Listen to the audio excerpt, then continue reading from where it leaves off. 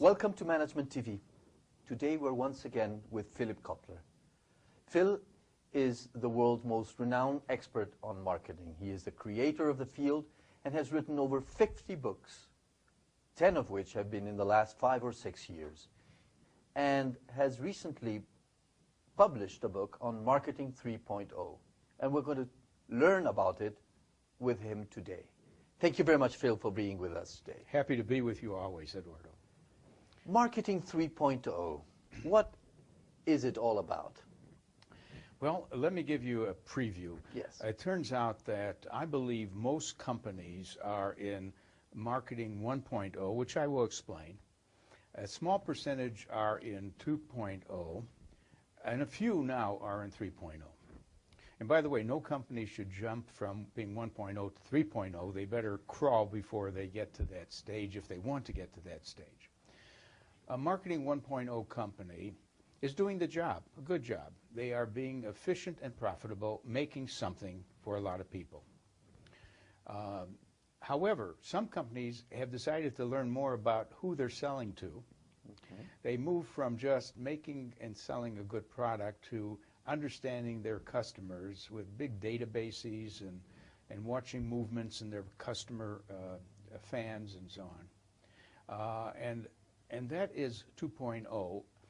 And 3.0 goes further than that. 2.0, if you were to describe it with one word or one concept, what is Marketing 1.0?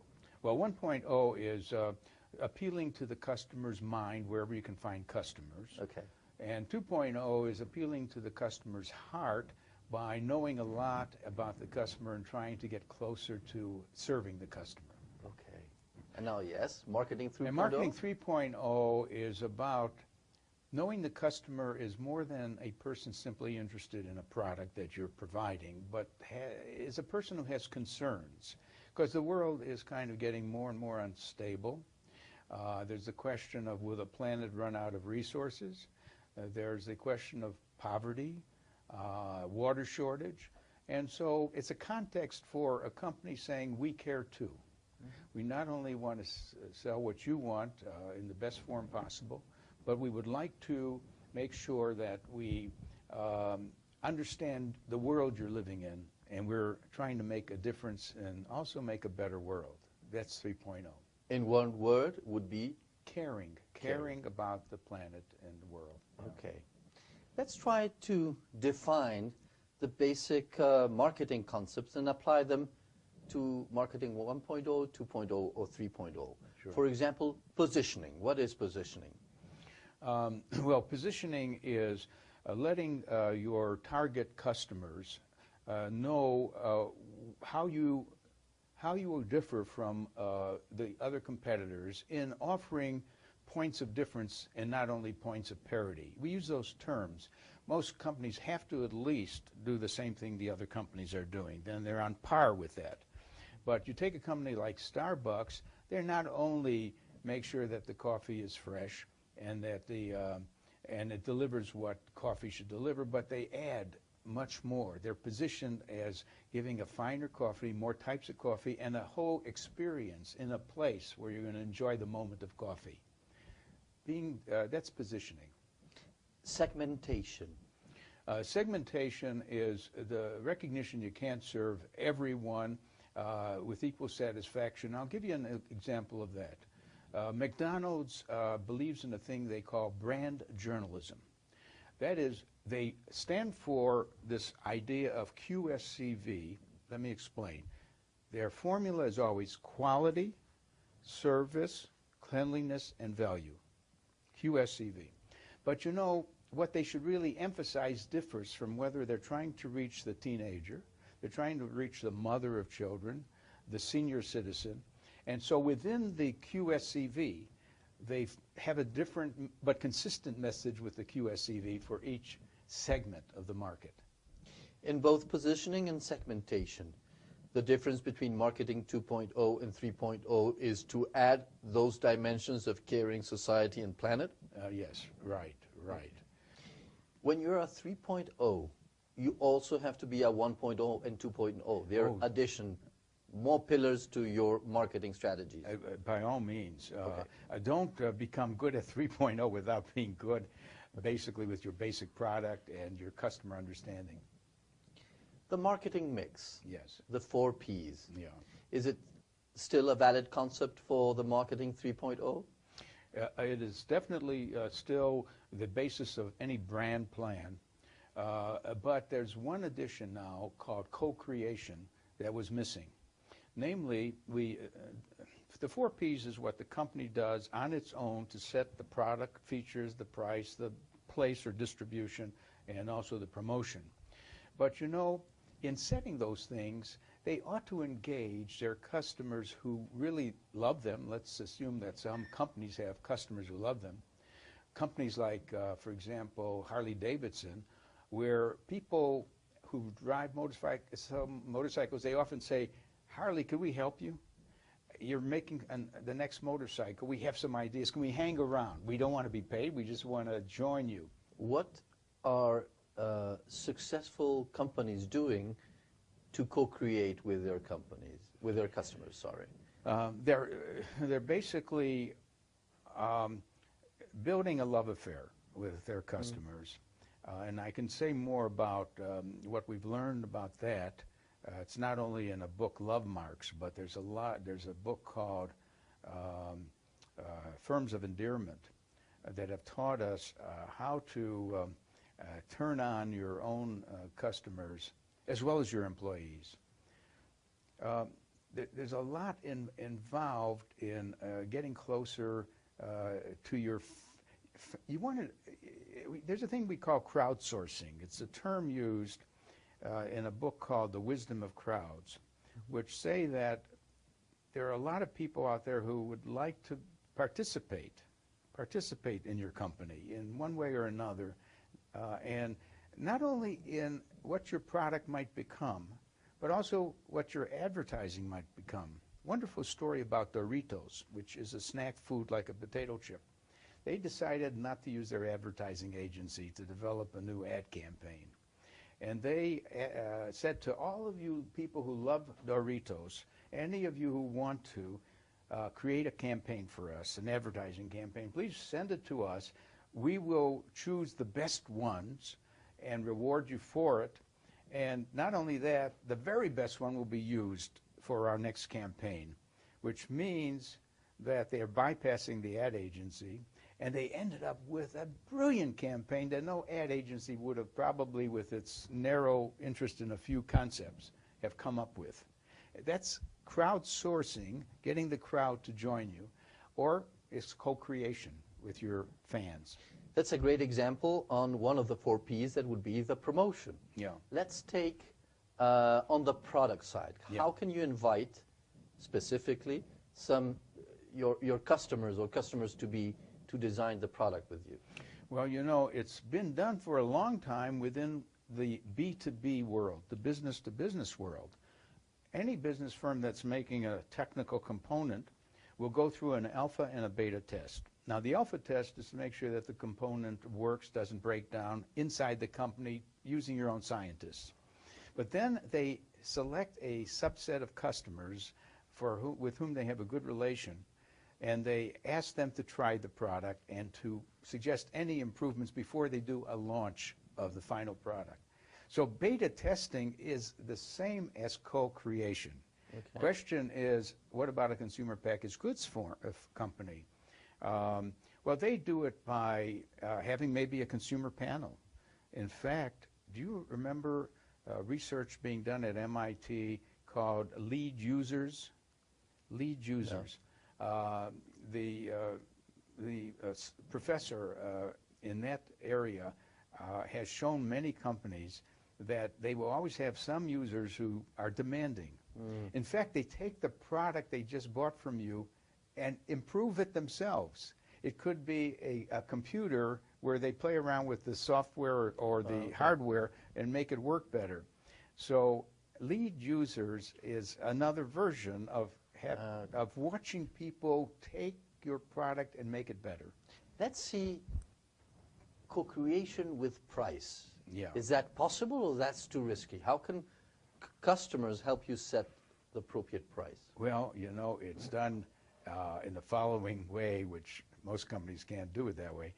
When you say as a restaurant, and this has happened, come in, order what you want, and then pay whatever you want. Okay. That is to say, and a movie theater could do it. Mm-hmm. Movie theater could say, just come in, watch the movie, and just leave whatever you thought the movie was worth. Okay. It hasn't spread, but it is a way of saying, let the customer be the judge of the value of the product. And finally, if we go to the 4 Ps with co-creation, would be place, distribution. How can customers help you co-create your distribution channels? Well, it isn't the final customers there. It is the distribution channels that are your customers at the intermediate level. Yes. And do you know many of the middlemen have been actually reshaping the product. The history of Walmart is telling a toy manufacturer their box or their package is too big for the shelf, and almost giving the design for a better box or package, or actually saying we won't accept it at that size, go back and so on. So I would say that is co-creation with your distribution system.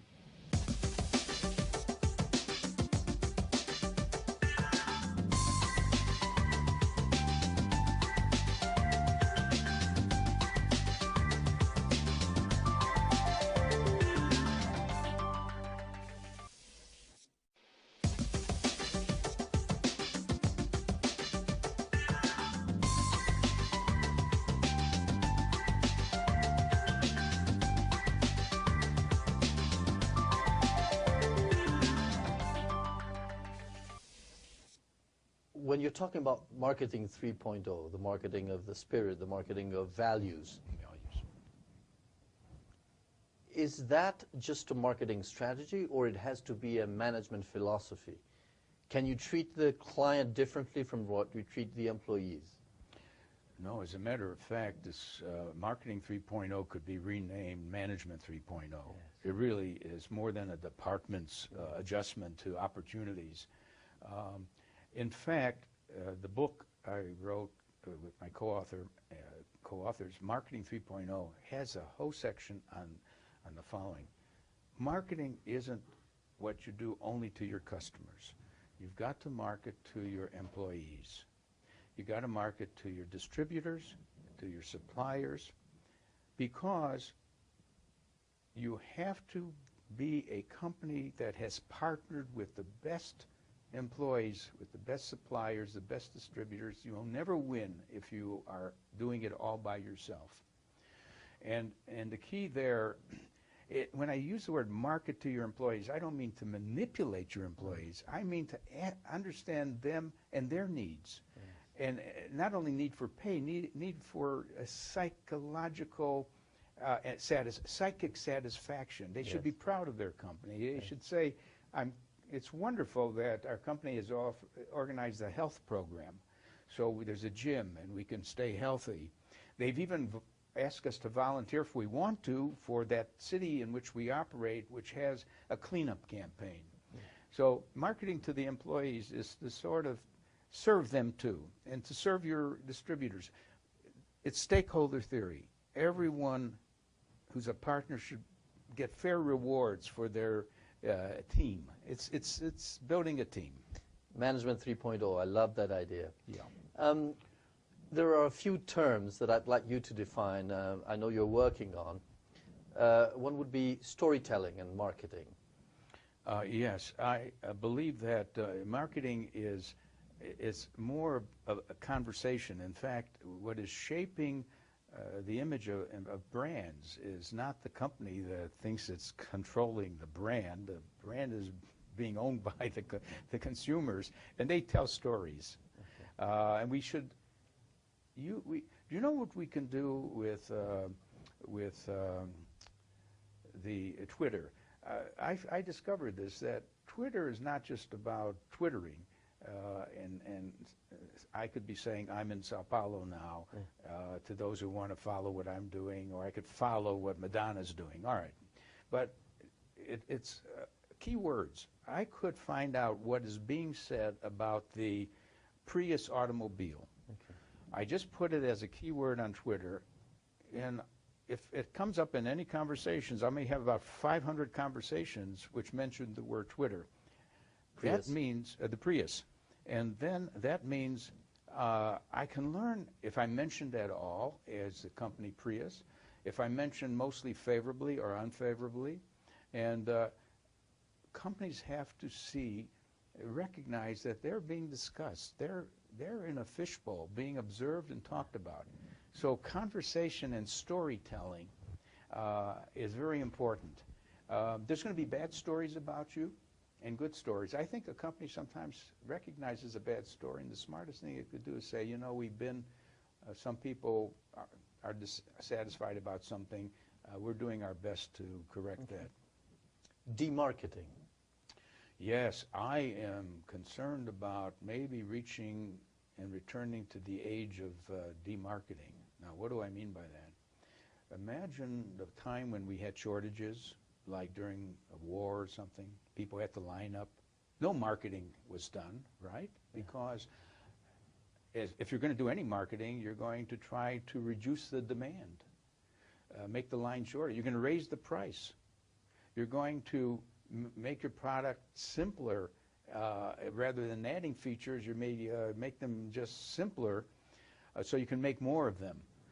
So demarketing is to use marketing in reverse, and you do that when you get limits to growth, when you're running out of resources, where you don't have to market anymore. Look at California. You know they have a water shortage. They want people to be more careful using water. So what they say is, don't shower every day. Don't water your grass every day. They're demarketing. Inside marketing. Well, it's sometimes easier to market to your customers than to market to the other functions. I mean, if the other functions have a low opinion of marketing, sometimes it's deserved, by the way. It's deserved because marketing has no accountability. They ask for a lot of money. We don't get the return on marketing investment called the ROMI. What is the ROMI? So how do I get to work very well with the manufacturing people who are mad at us because we have promotions and screw up their manufacturing timing? How do we get the finance guy to accept the $10 million budget that we need? Inside marketing. I now would ask for inside marketing in the sense of Intel Inside or Lycra Inside, when you put a product in other company's product, but you still want to market it. Well, this problem concerns a huge number of companies who make some product that is incorporated in a larger product. We wrote a whole book on that. We published it called Ingredient Branding. Okay. Now, the success stories are 3 or 4. Certainly, Intel is the best success story because I would never ask who made the chip. But now I won't buy a computer without the Intel chip. Gore-Tex. I want that outdoor clothing. Was that made with Gore-Tex? I want Gore-Tex to be the material. And then when it's the artificial sugar, you want that special sucralose or something to be NutraSweet. Yeah. Now, we have in that book the stories of about 24 companies that managed to get their ingredient asked for, wherever it got lost in the product, but it was asked for. Ingredient marketing. Ingredient Great marketing, idea. Yeah. Thank you very much, Phil, for being with us today. We always learn a lot. We are hoping to have your new books out soon, read them, and continue our conversations. Well, thank you very much. It's always fun talking to you, Eduardo. Thanks for your questions. And thank you very much for following us on Management TV. See you soon.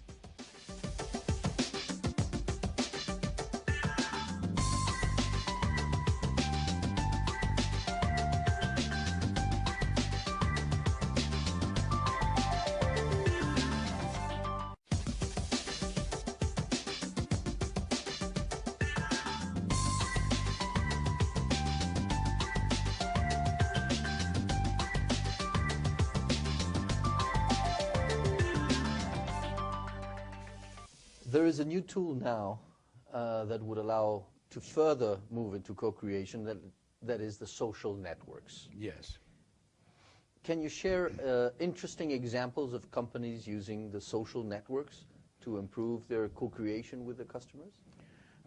I'd be happy to suggest some examples, but first let's be clear that the social networks are now creating a revolution in modern marketing, and no company can get away with doing a poor quality job anymore.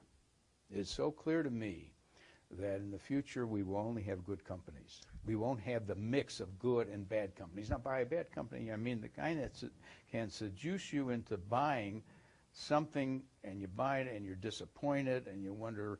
But then in the old days, you couldn't tell many people. You could just tell your wife and family that you bought the wrong car. Today, we could broadcast because many people know 1,000 other people through LinkedIn or Twitter or whatever. Or Facebook. So only good companies can survive because every company's in a fishbowl. Now, with respect to the idea of social media, companies that are alert, they don't want to shift their whole promotion budget to social media. That would be a mistake. When you have a great campaign with an advertisement, a TV commercial, it can work wonders. So you keep traditional media, but you shift maybe 10% of the money. One company shifted 50% overnight into the social media, and that was a mistake. Because you got to learn what works first. So you shift 10%, you hire a nerd, you put in your marketing department a geek. Now, I love those words because I'm a geek and I'm a nerd. And these are people who love the new social media. And then you try it out. Now, the social media, here's what I think works a lot. I think what works a lot is Facebook. So you have to have a presence on Facebook. Many companies are on Facebook, and I can tell you how they use them. You ought to be on Twitter. Yes. You ought to be on LinkedIn, and you should be using YouTube. Okay. And there's a few more things, of course, but get a presence on these media. You said Facebook. I'll tell you how to use it. Can you share that? Well, Coca-Cola may have a page on Facebook, and you're just entering a kind of community of people who love the product, and they tell you things about the product's history. They want you to send in comments and maybe your best episode ever with Coke, some memorable experience. Mm-hmm. It's a way of engaging people to share stories and the interest in that product with other people who also go to the same site. Do you think that impacts on sales? It certainly leads to retention of customers, and the real question is it measurable? Mm. Okay. Now, what can they do to measure this? How can they find out how many people went to the Coca-Cola site, had a good experience, and ended up sending out a Twitter message? I was at the Coca-Cola site on Facebook, and did you notice that they're coming out with a new drink, which I think is great. And now we have to figure out how many people they sent that Twitter message to. And then we should find out by checking on some sample of the Twitter receivers of that message, did they pass it on to others, or look at the Facebook site on Coca-Cola. It's not easy to do, but you should have a little faith in that if there's been an entertaining involved experience, that some talk was generated. We talked about marketing 3.0, the marketing of sustainability, society, caring for something, the marketing of the spirit. Is that so culture related that we cannot have a global marketing strategy if we are talking about 3.0? You raised a very good question, Eduardo, because countries are at different stages of development. If you're going to sell your product in Scandinavia, you better be a marketing 3.0 company. Mm. Scandinavians are very educated. They're very concerned about the limits to growth and so on, and they want to see that you're doing something as a company that shows caring. Let's go to an opposite type of country, maybe one deep in Africa that doesn't have much of a middle class and mostly poor. There's one country, I think it's Zambia, that's 89% of the people are poor. They just want to eat something. I don't think being a Marketing 3.0 company matters at all. Yeah. So that's the answer to the question. Regarding creativity, yes, how would you approach Marketing 3.0? How would you embed new creativity in a Marketing 3.0 strategy? Well, first of all, I want to distinguish between being authentic and inauthentic. There's a lot of companies who might see a PR, public relations kind of nice thing about Marketing 3.0. And when that happens, and when they're inauthentic, it's called greenwashing. They're going green, but when you really examine it deeply, I'm talking about companies that build it in their DNA. Now, how do you creatively commit to that? You know, companies give out often a lot of money because they care, but the company that just gives it out miscellaneously, that's a good cause, this is fine, and so on, it doesn't add up. And I've made a case in my earlier book called Corporate Social Responsibility that they should really get a cause and make a difference in that cause. Avon, the direct marketer who sells mostly to women, said that what really counts and what worries women, or again, look at the whole person, ask what their life concerns are, is breast cancer. And they have raised over $100 million over the years to help researchers find solutions to this problem. So the money isn't spattered around. Motorola likes to give money to engineering schools. Clearly they want better engineers, and that makes sense. So we examined 40 companies that really have a cause. And why shouldn't a company do that?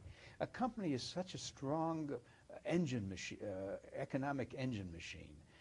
They should, of course, focus on their core products and services, but they are also so much better than government and even some NGOs to make a difference. Yes. And we admire those companies. That IBM does a lot of that. GE does a lot. They care.